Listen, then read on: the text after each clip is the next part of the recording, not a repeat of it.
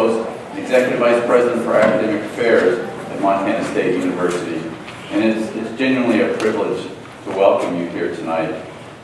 If this is your first time attending one of these lectures, I want to prepare you a little bit. This isn't your typical academic lecture that you might hear or see at a conference. You'll certainly get asked, listen and learn about aspects of a faculty member's research, but more importantly, this is our opportunity to really learn more about the faculty member's professional journey, personal journey that has brought them to this point in their career where they're nationally recognized as scholars, as authorities in their field. And it's not just because of the research endeavors, but it's that aspect of integrating the scholarship with teaching and outreach. And that's what we do at MSU. That's what makes us so different and unique. For those of you who have attended these lectures in the past, welcome. It's so nice to see you returning. And I think about it last month, you chose to come here instead of Bob Seger concert. and this month, it's the election debates. And I think you made a wise choice. And most especially, it's because you've made this choice to come and listen to one of our esteemed faculty members that we have at MSU. And this is important because the quality of learning that occurs on our campus is directly attributable to our outstanding faculty. You know, we have at Montana State University, we pride ourselves on coming to the students. We have open access at our university, and that means we concentrate on developing each student. Some universities, and I just recently heard a university bragging about their selectivity in admissions and mentioning that we admit for success. Well, at Montana State University, we like to think about the idea and the concept is that we admit for access and we program and educate for success. And our speaker tonight really captures that in so many different ways. One of the intentional focus areas in our new strategic plan, called Choosing Promise, is to, and I'll quote, drive transformational learning experiences, creating outstanding educational outcomes for all our students. And that concept of programming for success for all of our students, not merely the top quartile, is, as Dr. Judith Romali reminded us, and Judith was here last week. She's a Emeriti professor at 3 different universities, has an extensive experience for land-grant universities, and she called this as she identified this as what she called a wicked problem that faces our country today. And she defined wicked problems as these challenges that possess a complex number of variables having many stakeholders with multiple perspectives, dimensions, and characteristics. And I like to think of these wicked problems as grand challenges. With no agreed-upon single solution, they're problems whose social complexity means that it has no determinable stopping point.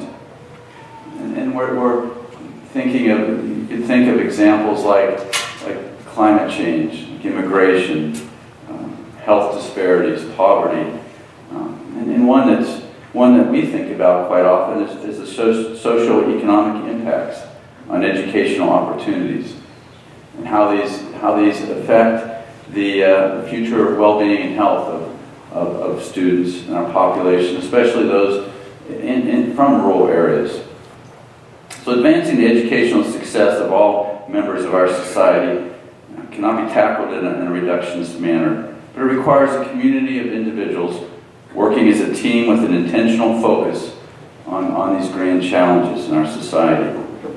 The core of that team here at Montana State University is our remarkable faculty, whom are a community of creative learners, teachers, and explorers, changing the world one student at a time. So with faculty like Christine Stanton and more that are seated here tonight, we are poised to address some of these big challenges with big ideas and hard work.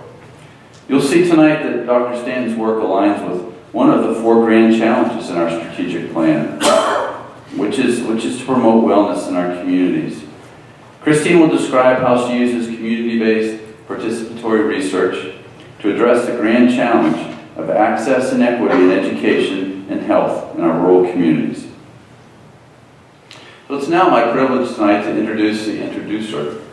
And that's a practice that we've had for a number of years as part of these Provost lecture series, where the speaker selects someone who's close to them, a colleague, a friend, a mentor, perhaps, to provide a more extensive introduction. And so tonight, it's my privilege to get to introduce Dean Allison Harmon. Allison was named Dean of the College of Education, Health, and Human Development at Montana State University in 2017, after serving as interim dean since 2015. Allison earned a doctorate in nutrition from the Pennsylvania State University and is a registered dietitian and licensed nutritionist. As a professor of food and nutrition and sustainable food systems, Dean Harmon came to MSU in 2004 from Penn State, where she had developed considerable expertise in ecological farming and forestry, as well as in sustainable food systems. Since her arrival at MSU, she has collaborated with faculty in the MSU College of Agriculture, as well as stakeholders statewide, to create the Sustainable Food and Bioenergy Systems degree program. The program is unique in its farm-to-fork scope and has won national recognition for its interdisciplinary excellence. The cornerstone of the program is something you may be familiar with, MSU's Talent Harvest Garden, a student-initiated farm and community-supported agricultural project. Dean Harmon was also instrumental in the development of MSU's dietetic internship program, which is the first of its kind in Montana.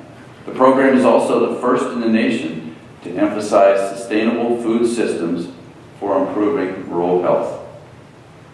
Dean Harmon was instrumental in developing the hospitality management program at MSU, which prepares students to become skilled professionals within the expanding local, regional, national, and global hospitality industries. And I could go on and on. Dean Harmon is such a valued member of the MSU community, and I ask you to please join me in giving Allison a warm welcome.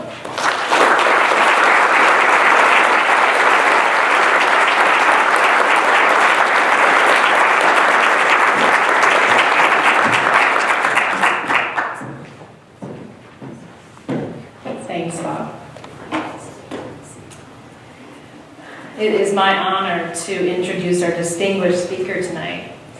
Christine Stanton is an associate professor in the Department of Education.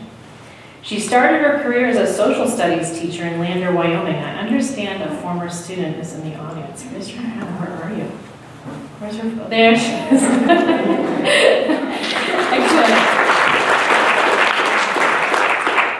Now, Christine is making a different kind of impact, conducting research and preparing social studies educators at the undergraduate and graduate level. MSU was a good choice for her because of its proximity to the Wind River Reservation, the place of her developmental roots. Christine describes her work as community-centered and place-conscious, focusing on social studies for social justice, Indigenous knowledges and ways of knowing, culturally sustaining and revitalizing education, Indian education for all, and policy making for expanded equity and access to education. 7 or 8 years ago, I had the good fortune to be assigned to Christine's faculty writing group, which means I've had the pleasure of reading many examples of her pre-publication work. Work that includes seminal papers such as Educational Manifest Destiny, Exclusion, Role Allocation, and Functionalization in Reservation Border Town District Admission Policies. This was a policy analysis published in the American Journal of Education. And another, Investigating Curricular Policy as a Tool to Dismantle the Master's House, Indian Education for All and Social Studies Teacher Education. That was published in Policy Futures in Education. And Crossing Methodological Borders, Decolonizing Community-Based Participatory Research, which was published in Qualitative Inquiry. In our writing group, Christine has taught me many new words, including decolonizing, anti-colonial, indigenizing, re-indigenizing, survivance. And in learning new words, I have learned new ways of thinking and how to radically re-examine my own assumptions. When it comes to that, Christine leads by example, and she is always ready to teach. And more importantly, she is always ready to learn. Her humble disposition and ability to really listen have been important for her story work.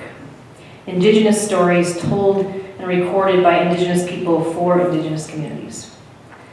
What Dr. Stanton would like most for MSU is sustained, meaningful partnership with Indigenous community members, a critical mass of Native faculty and students, and the necessary support structures that would make that possible. She is someone who is going to help lead us there. Christine has become a highly decorated faculty member, but the award she is perhaps the most proud of is the Teresa Veltkamp Advocacy Award for Excellence in Indian Education for All. This is awarded by the Montana Office of Public Instruction. If she had the means, and if it were practical, she would have had a row of chairs on the stage so that her mentors and community partners could join in this presentation and tell their stories. I am certain their presence will be evident in her presentation. So now I invite Christine Stanton to the stage to tell her story. Thank you.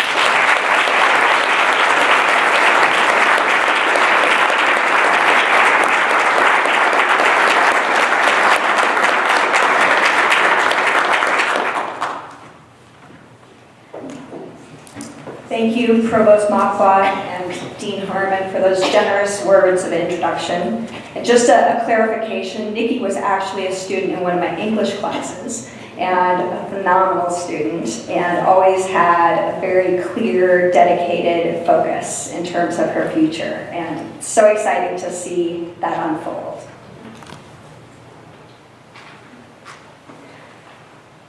So the speakers in this series are charged with talking a little bit about their professional and personal journeys.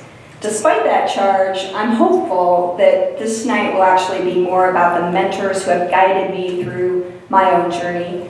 And I'm also hopeful that this will help inspire some of you to think about education, educational research, and Indigenous communities and their experiences in different ways. So really, this night is about you. There will be a quiz at the end. Just kidding.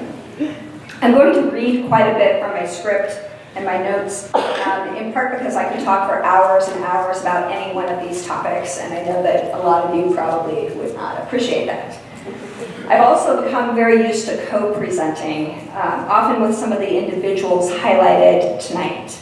And they're very good at helping me stay on track. So without them here, I need to stick to my notes. I also have been told that the lapel mics aren't functioning very effectively. So fortunately for you, I'm not going to be pacing like a tiger all night. We can stand here at the podium for the most part. I'd like to begin with how academics often end their presentations. Acknowledgements. I'm not possibly able to name everybody who has contributed to my own journey and mentored and supported me throughout my career. In particular, I'd like to thank my past and present students, who are my greatest teachers. Everything I've achieved is because of what I've learned from and with students, mentors, and community members.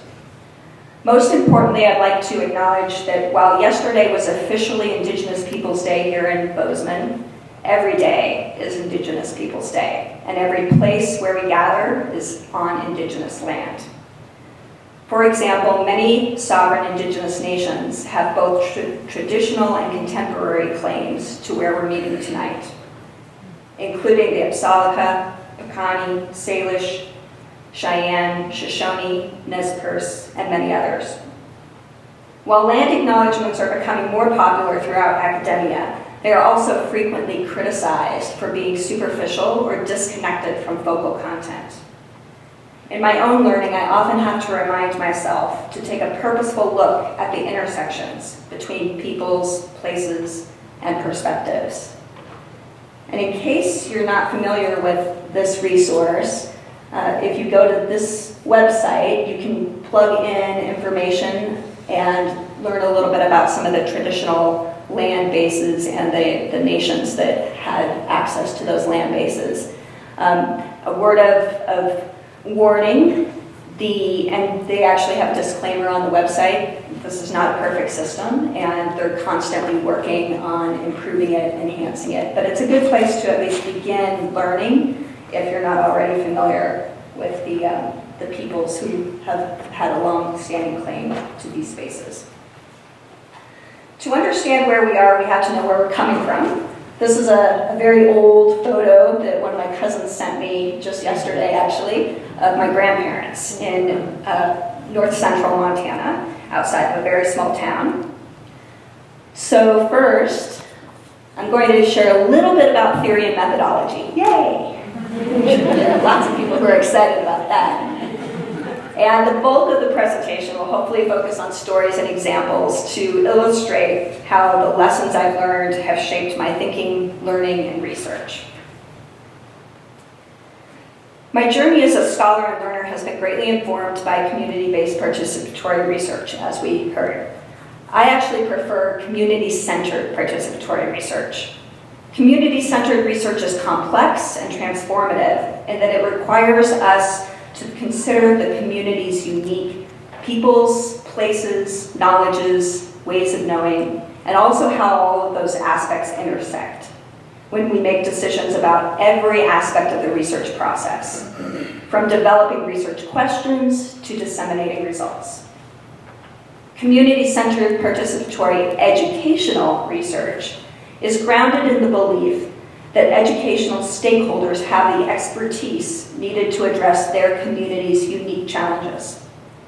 Communities across the rural West, especially Indigenous communities, are incredibly resilient despite their geographic, economic, and political isolation. Native histories and experiences are often the most misrepresented in K-12 curricula and even in post-secondary education. Yet, Indigenous communities continue to be excluded or marginalized when it comes to decision-making in many educational settings.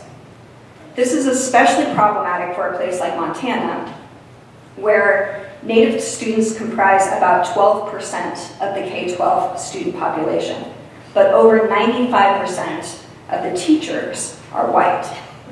So my colleagues in the Department of Education and I are often working to prepare teachers who themselves have very little understanding of the histories and experiences that are most relevant to their students. As Cherokee scholar Thomas King notes, the truth about stories is that's all we are.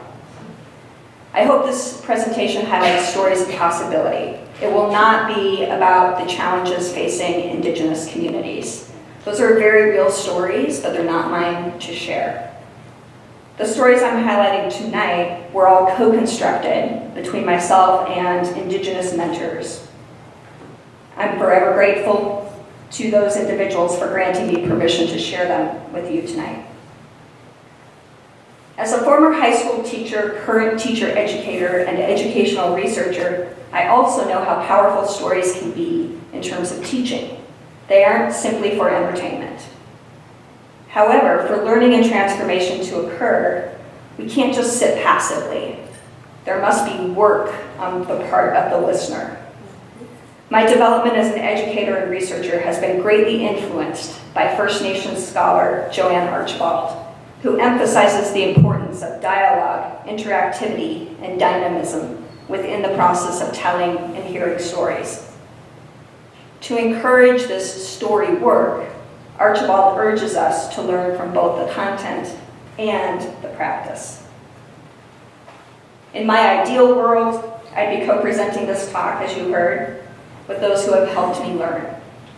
I am still learning, and I hope I always will be. Therefore, as a scholar, especially as an educational researcher, I think about framing results from my research as lessons rather than findings as much as possible. We tried to tell you. If I had $1 for every time somebody said that to me, I would probably be able to retire early. I can't provide a number of times in terms of how often this sentence has been said to me, by people in this room even. In a way, this phrase has been the trickster, like the coyote in my own professional career. Do you see this image there? Do you see the coyote, right? This coyote visited me just the other evening while I was working on this presentation. While I have long been learning about the importance of listening to students, community members, and mentors, and while I emphasize such listening in my scholarship as a methodologist, researcher, and educator, I don't always follow my own advice. Sometimes I'm tricked into not listening effectively enough. So to help guide my efforts and focus my efforts as a listener and a learner, I frequently look to 4 R's highlighted by leading Indigenous scholars. This framework also offers a way to organize the following stories.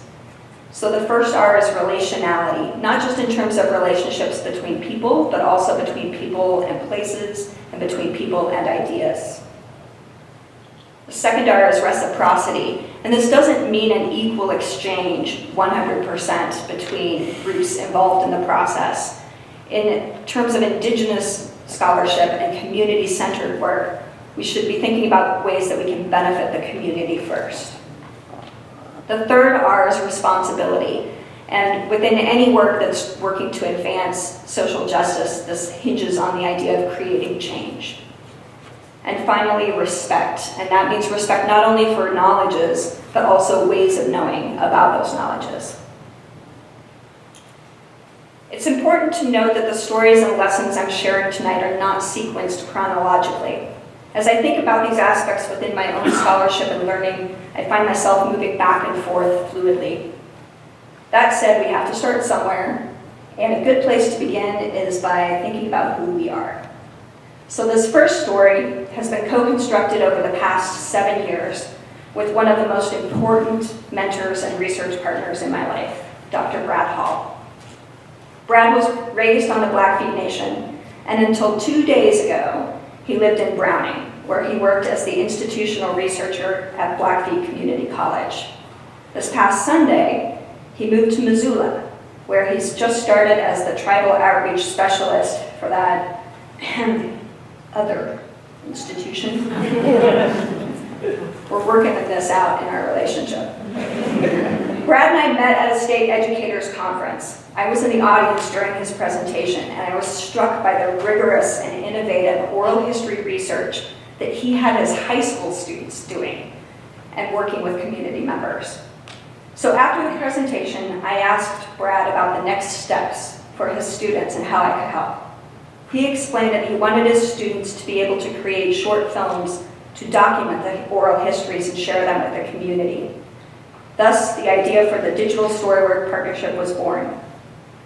That project now involves community members from several Indigenous nations, from youth through elders, and is contributing to research, knowledge production, and education surrounding cultural histories, language revitalization, and wellness.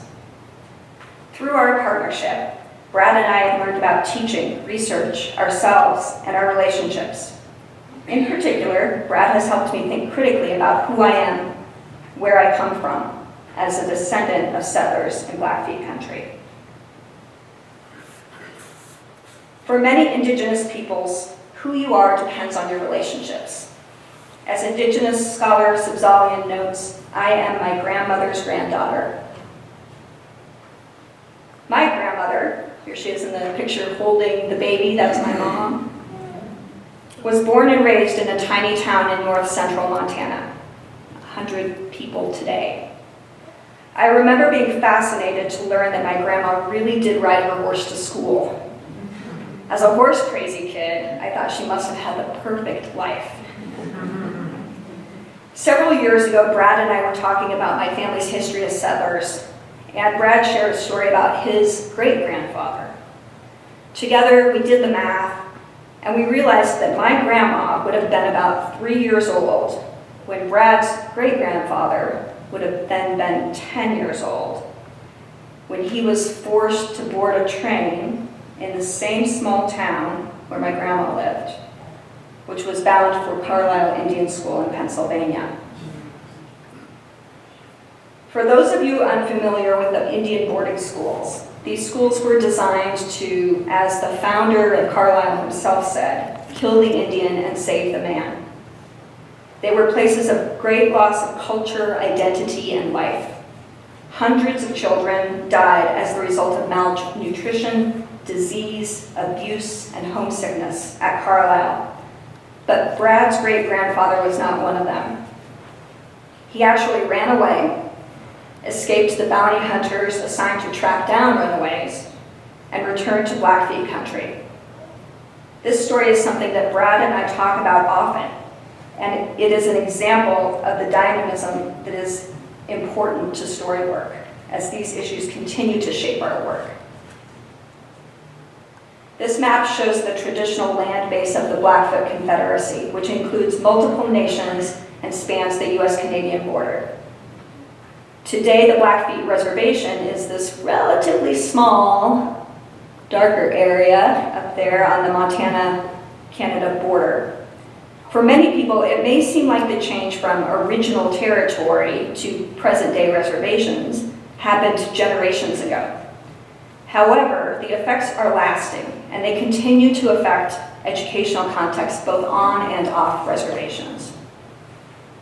For example, just a few days ago, the Reservation Bordertown High School my mother attended held a pep rally in preparation for homecoming against a reservation school.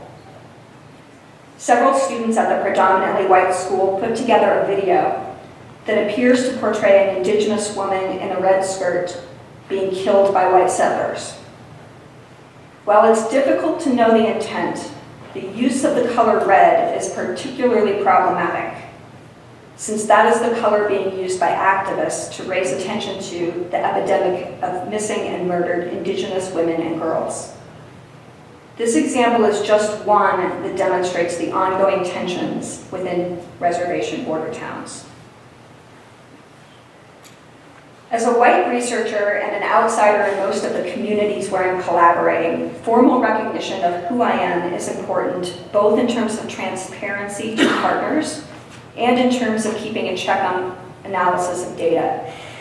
It's also important in terms of encouraging others, scholars and educators, to see the possibilities in self-location work. For non-Indigenous peoples, this work can be and should be troubling, given the legacy of settler colonialism and its related white privilege, but it shouldn't be paralyzing. All three of these pieces emphasize the importance of self-location and awareness of relationality. The piece on the left, which was just published, is a practitioner-oriented synthesis of research, focusing on confronting the legacy of settler colonialism in social studies education, and in our own lives as educators and scholars. One of the takeaway messages from this article is the importance of recognizing and compensating Indigenous partners for their expertise, time, and energy that is needed to mentor non-Native teachers and researchers. The article at the bottom is one of several works co-authored with Brad. The study highlighted here analyzed the effectiveness of digital storywork projects with tribal college and high school youth. It's a complex piece because it describes a multi-year case study of student-led research and learning as framed by Montana's Indian Education for All policy. So this is where educational research gets especially complicated. We are simultaneously studying student learning, student-led research, and policy.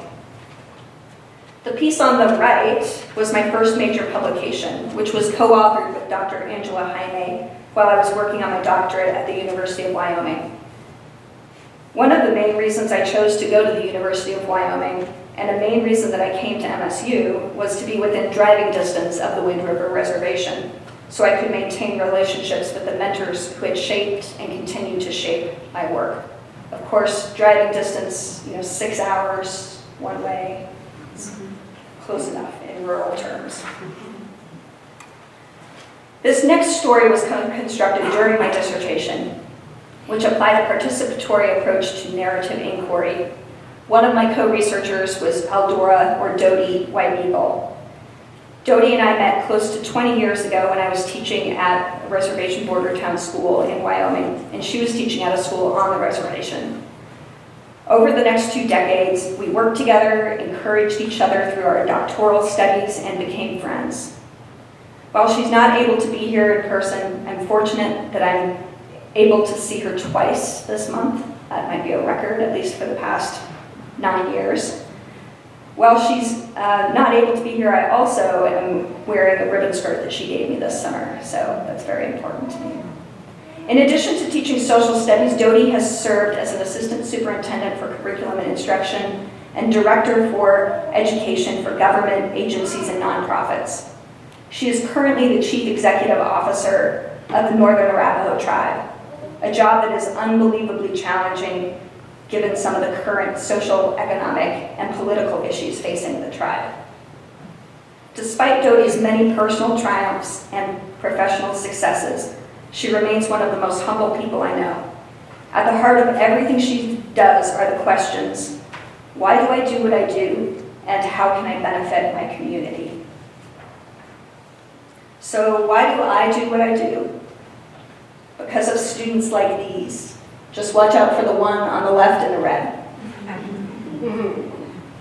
If you could zoom in, you'd see that I'm in the blue, second from the left, and that I have a look of absolute terror on my face. In this photo, I'm afraid because one of my students, the one in red I warned you about, is teasing us that she's going to touch the electric bear fence and give us all a shock. Nikki probably knows who this is. Lisa knows who this is. By the way, this former student continues to show no fear today as an Indian relay rider. One of the top women who races, and they just started women's relays this past year, I believe, and she's been part of the inaugural group of those.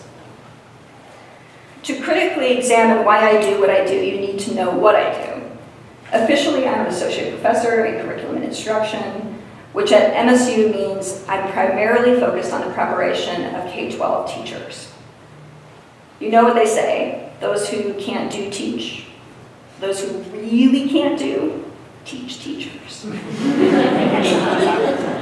Of course, it's more complicated than that. I'm also an educational researcher, which means I engage in social and behavioral scientific research, humanities scholarship, and efforts to generate practical change through policy work.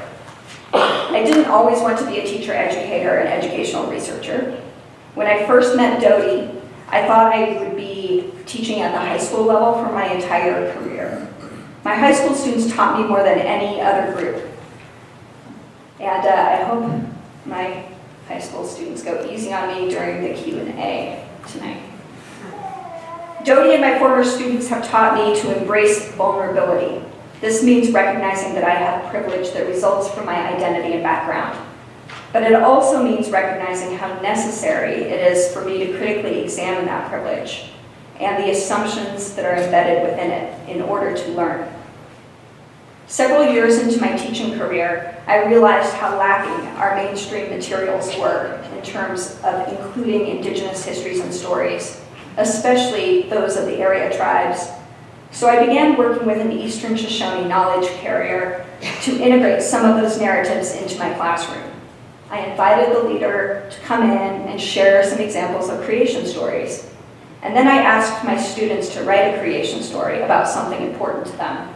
I assumed that since I had guidance from a respected community member, that my instruction was appropriate. Years later, I shared this example with Dodie. I thought she would be impressed with my efforts, but instead she gave me a look of fear, kind of like the one I have on my face there. She told me that for Northern Arapaho people, sharing creation stories should only be done in certain contexts and by certain people. I was horrified to learn that by trying to be more culturally inclusive, I may have actually alienated or offended some of my students. But instead of hiding from that experience, Dodie encouraged me to think about it, to share it, particularly when I'm consulting with community members. Just because one person or one tribe holds a particular belief doesn't mean that all Indigenous peoples hold that same belief. This story also helps me remember the importance of thinking about reciprocity. As Subzalian suggests, teachers, and I'd extend this to researchers, often make choices to make ourselves feel good, instead of doing what is really best for community members and students. In fact, Subzalian talks about white teachers, like me, sharing creation stories in superficial ways, without having to venture into difficult topics such as sovereignty, knowledge commodification, or colonialism. Today, I encourage my students, readers, and myself to ask who benefits from this curriculum, from this instruction, this policy, this educational context. My dissertation offered an opportunity for me to apply participatory research and become more comfortable with my own discomfort. Similarly, several of my projects since then have made me vulnerable by explicitly turning tables on who is the learner and who is the teacher. For example, this piece was co-authored with Danny Morrison, who at the time was a pre-service teacher. We combined results from a couple of studies, including Danny's project focusing on the experiences of Indigenous social studies education majors at MSU, including negative experiences. As the leader of the Social Studies Broadfield program, it was physically and emotionally painful to learn about some of these experiences. But such learning is leading to change in my own classroom, in our programs, and across campus, and maybe even beyond. I'm still learning every day, and I'm thankful to people like Brad, Dodie, and Danny, who are so patient with me as I flail along. The third story is about more of the lessons I've learned from my students. I'm so fortunate to be able to consider Amanda LeClaire Diaz not only a former student, but a co-author, co-presenter, co-researcher, colleague, and friend. I first met Amanda when she took one of my classes as a 9th grader. She was pretty quiet back then, was a great student, an aspiring writer. She's becoming more vocal today, particularly in terms of issues surrounding educational justice. Amanda was also a student and McNair Scholar at the University of Wyoming when I was there, and I served as one of her mentors for the McNair program. She graciously agreed to be one of my dissertation co-researchers. During that time, I learned that all students who identified as Native in the high school where I worked were required to undergo English language learner testing. I remember Amanda being pulled out of my classroom as a junior, but I didn't really know why. Today, Amanda has a master's in English, and she's finishing her PhD at the University of Arizona. In a couple of weeks, she'll receive a national award for her leadership within multicultural education. This is an image of Lander, Wyoming, the reservation border town where I lived and worked for the first 8 years of my career.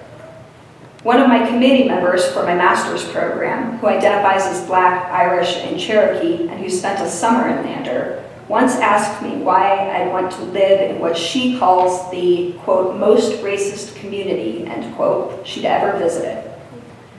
Despite Lander's many challenges, I still believe reservation border towns have the potential to be really powerful contexts for learning and social change. Of all the lessons I've learned from Amanda, the most significant focuses on the many ways, the quiet ways and the loud ways, we can disrupt racism and enact change, even in these challenging contexts. At the high school, I was the coach of the speech and debate team, and I was thrilled when Amanda joined and decided to compete in drama and oratory. One of the drama pieces she chose was by a Native author. After one competition, Amanda and I talked through our frustration with the comments from one of the judges, which included a recommendation that she sound more Indian. After that, Amanda and I had many conversations about representation, resistance, and how to do something when a change is needed. I I think about that dialogue and many others Amanda and I have had, particularly when I think about authenticity and responsibility.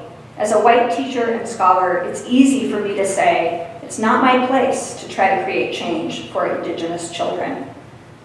But as one of my other mentors, who unfortunately is no longer with us, explained, now that I know about the injustices faced by Indigenous students, I can't just do nothing.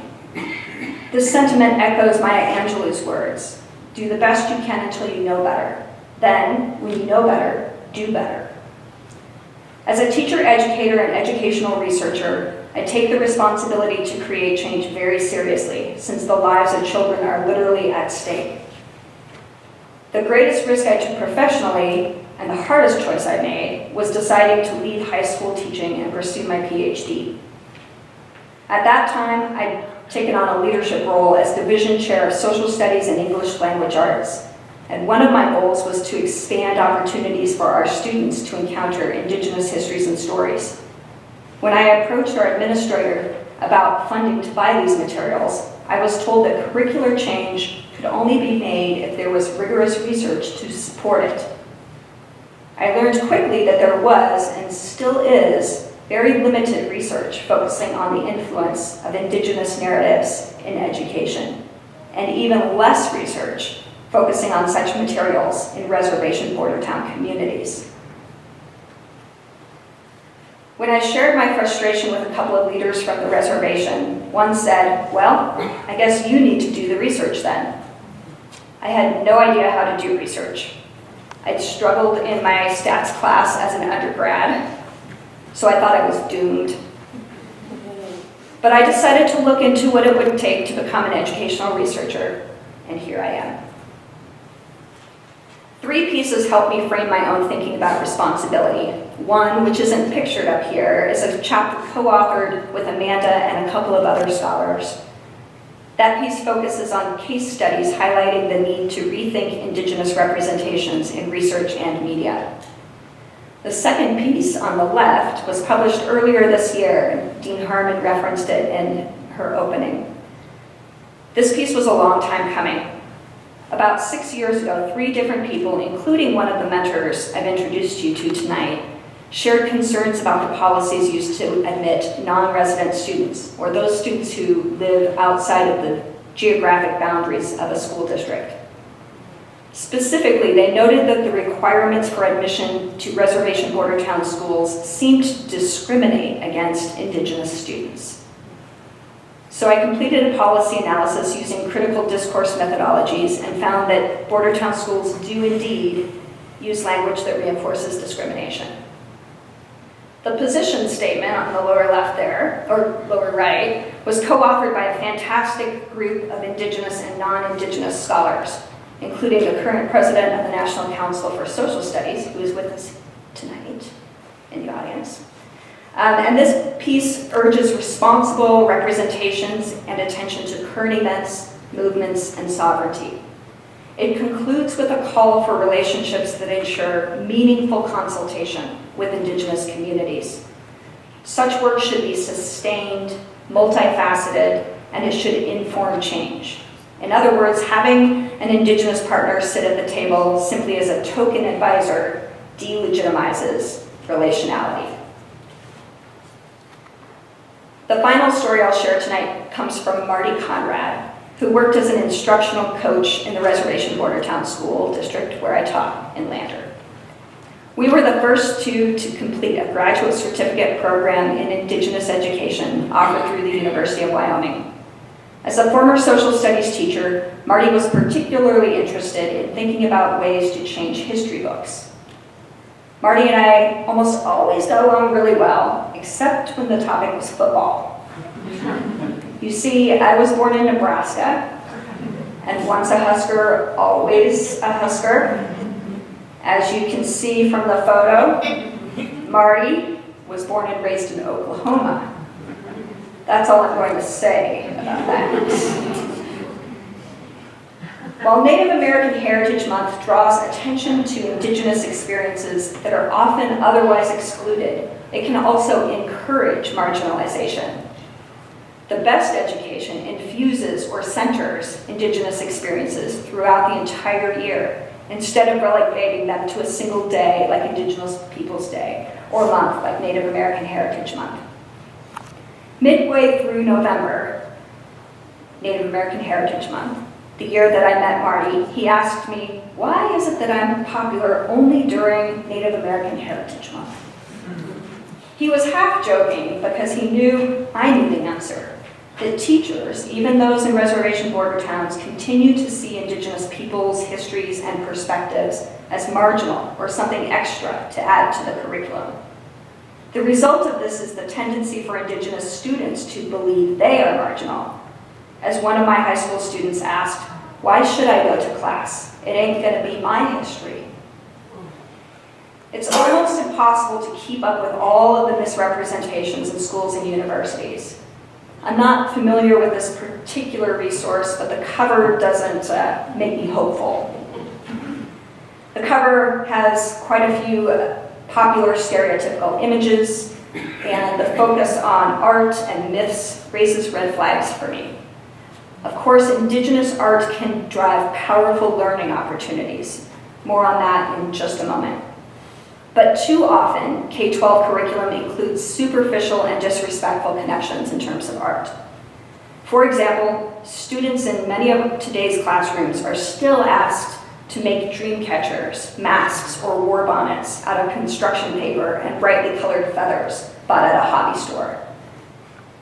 The use of the word myth in the subtitle is also problematic, as it suggests that Indigenous histories and worldviews are false, or, as Indigenous scholar Eve Tuck argues, damage-centered. Fortunately, scholars, artists, teachers, and activists are confronting the centuries of misrepresentation. For example, Adam Sington the Timber, who was here just a little over a week ago at MSU, uses photography to help viewers think about indigenizing colonized spaces. This photo, which appears with the Unsettling the Settler Within piece that just came out in Social Education, was taken in downtown Bozeman. As Adam suggests, this photo provides a powerful opportunity to think about the historical and continued presence of Indigenous peoples. Similarly, Subzalian's 5 orientations to support Indigenous studies can serve as a guide for both educators and scholars who are striving to respectfully generate change with Indigenous communities.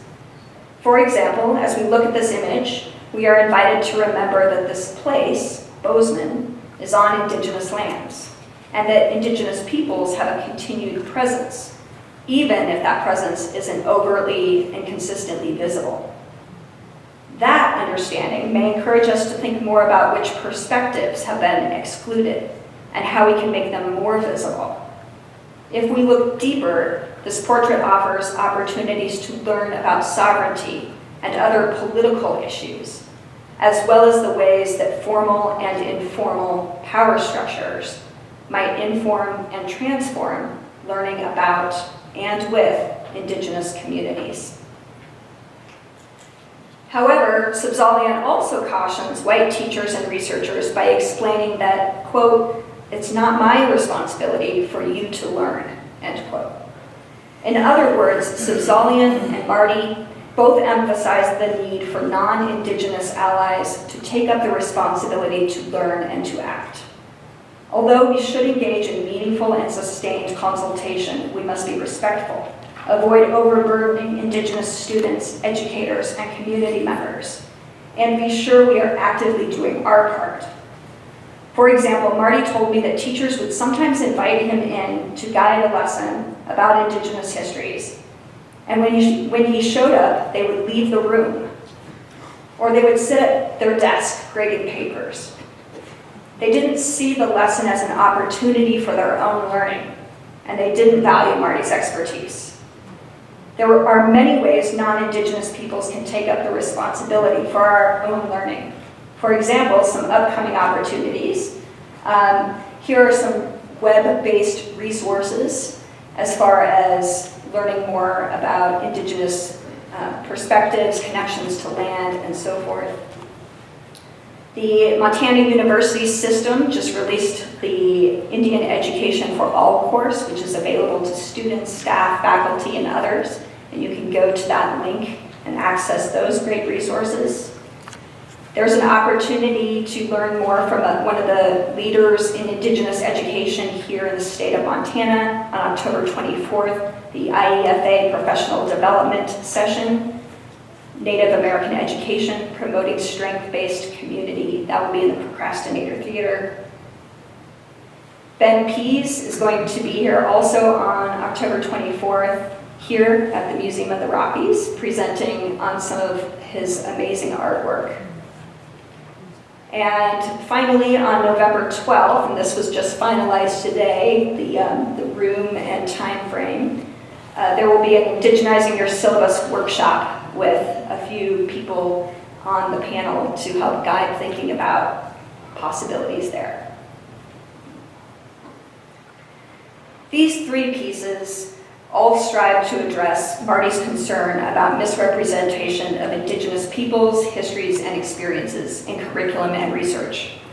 In addition to these articles, Marty and I and many other scholars and educators have helped develop curriculum and teaching guides to begin changing the narrative in K-12 schools and beyond. But we have a long ways to go. This image is one of my very first attempts and only attempts at beadwork. I spent 2 full days sitting at a long table with a few other teachers and community members from the Wind River Reservation. Within teaching, there's a mantra of, I do it, we do it, you do it. And the experts at the table followed that structure and allowed the rest of us the space to practice, struggle, and make mistakes. Partway through the second day, one of the grandmothers who had been coaching me and who was sitting way on the other side of the table, glanced up briefly from her own beadwork above her glasses like this, looked at me and said, "You missed a bead."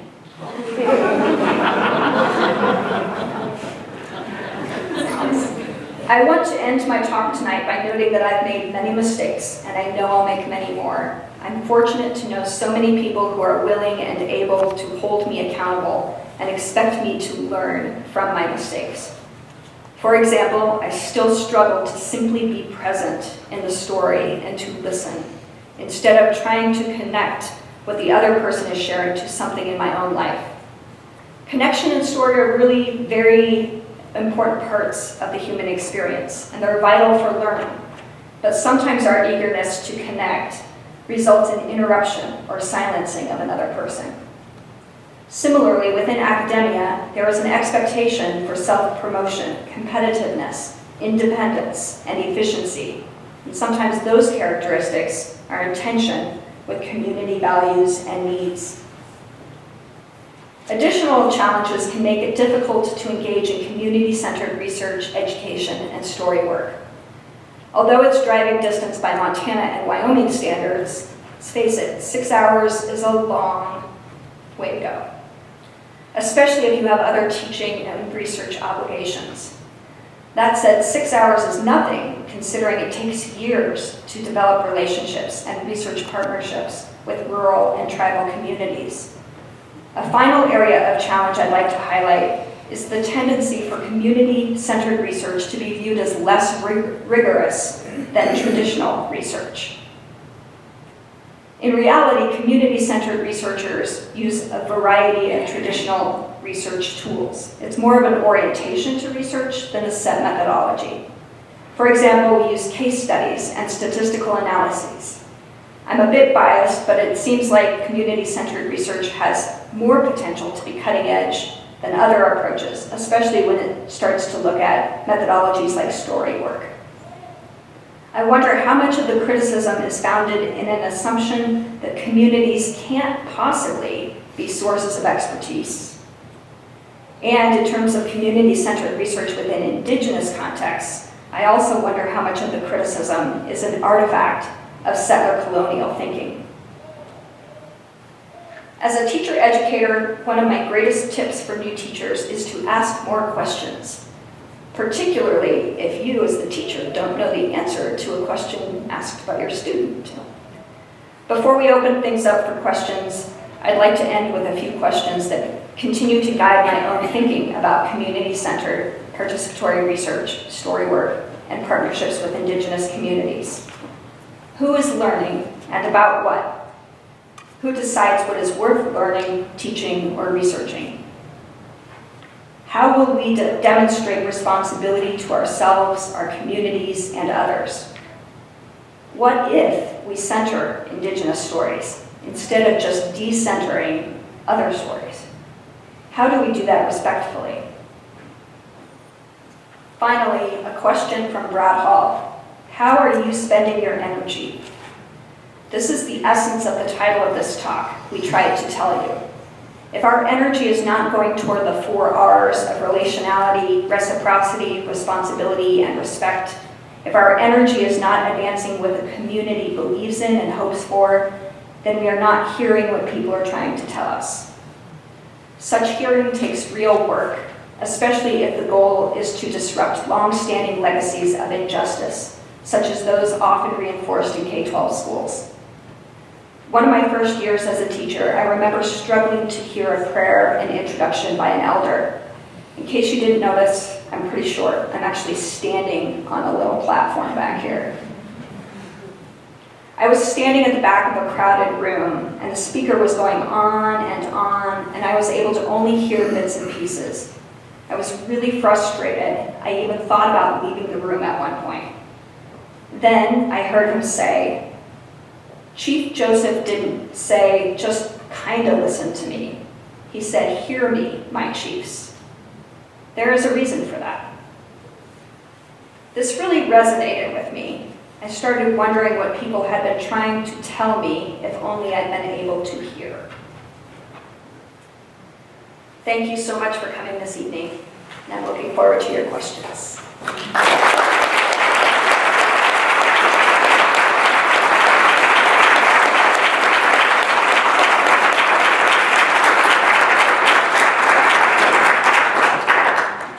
Christine, would you mind answering a couple questions if there are any in the audience?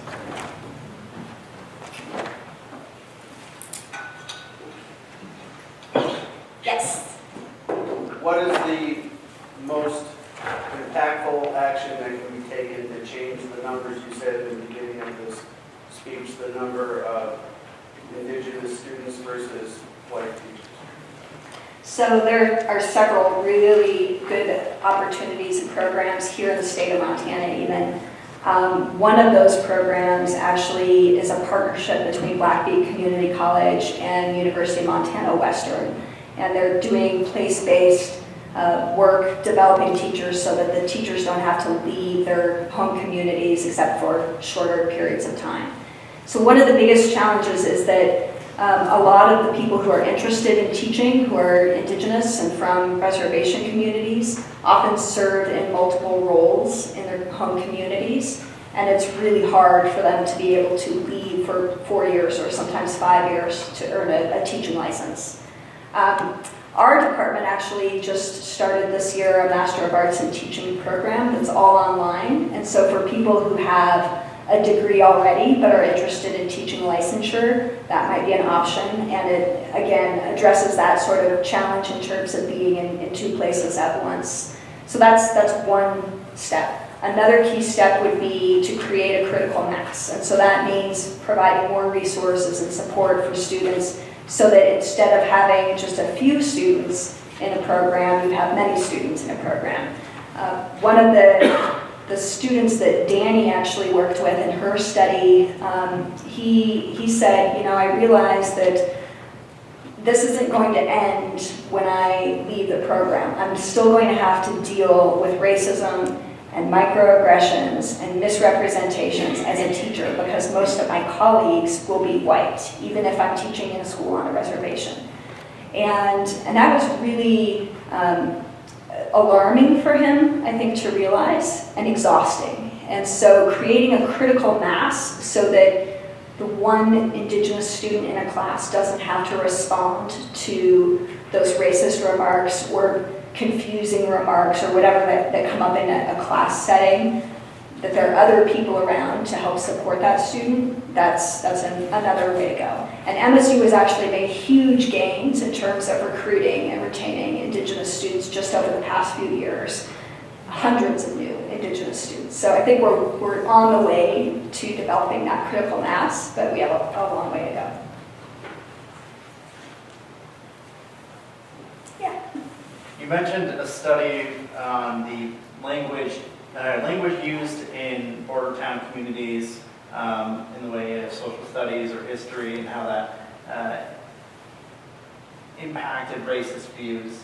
How did you get permission to do a study like that where the outcome or the commentary on the pedagogy there was going to be quite negative? Yeah, so actually the policy study that I think you're referencing is based on publicly accessible policies that are all available on school district websites. They're part of public record because they're part of school board meetings and so forth. That being said, I find it really interesting to sit down with some of the administrators, and I've talked kind of informally with administrators and school board members and superintendents and other community members in these communities, but that information is not part of the official study for that exact reason. It would be really, really challenging, especially in these small communities. One thing, because 3 different individuals, 2 parents and 1 worker in the school district all expressed concerns about this issue, and I started looking at the district policies and saw, oh, there really are some problems here. One thing I promised them was to report back to the communities, and so the communities that have been studied have received letters saying, by the way, here's what I found, and your school district is coded as this particular school district. So I removed all their identifying names and information as well. Yeah. When you compare the things you've seen here in Montana nationally to other states, how does Montana compare? And is there a state out there where you're seeing something really good happening that we could learn from? That's a great question. So one of the reasons I came to MSU, like I said, I wanted to be within driving distance of the Wind River and be able to maintain those partnerships. I wanted to be closer to family in the northern part of the state, but I also wanted to be part of a state where there's some really exciting work being done around Indigenous education. And at the time, Montana was the only state that had something like Indian Education for All, which is a statewide mandate that requires teachers K-12 as well as post-secondary teachers, educators, to integrate Indigenous perspectives into our curriculum. How effectively that actually plays out, there's a lot of variation between school, from school to school. Universities are definitely behind on this issue. But Montana is recognized as one of the national leaders, and there are some really great resources out there. That being said, I would say Washington is actually doing some really fascinating work right now. They just adopted a statewide policy since time immemorial, also like Indian Ed for All, and they're doing some fascinating work around really sustained, meaningful partnerships with communities and developing robust curriculum materials and so forth. All right, let's join me again in giving Christine.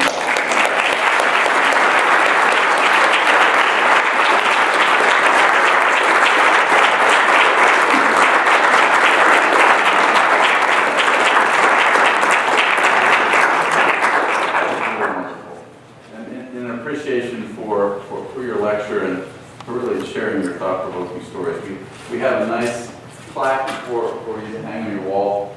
And we also have this beautiful engraved crystal flame. I like to think of it as being symbolic of the light of knowledge that you're spreading through your work. So thank you very much.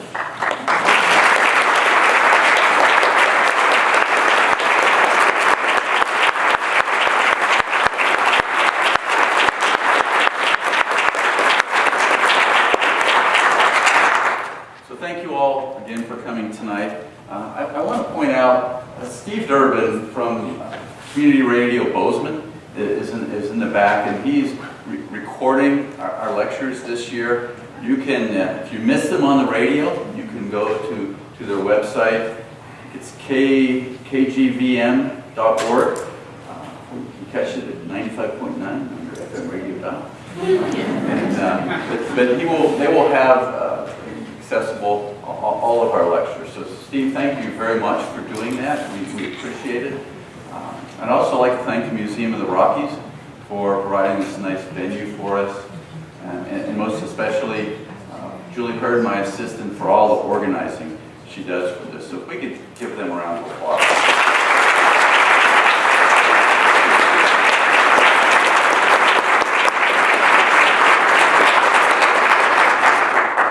So for all you teachers out there, you will appreciate this moment when I say class is dismissed.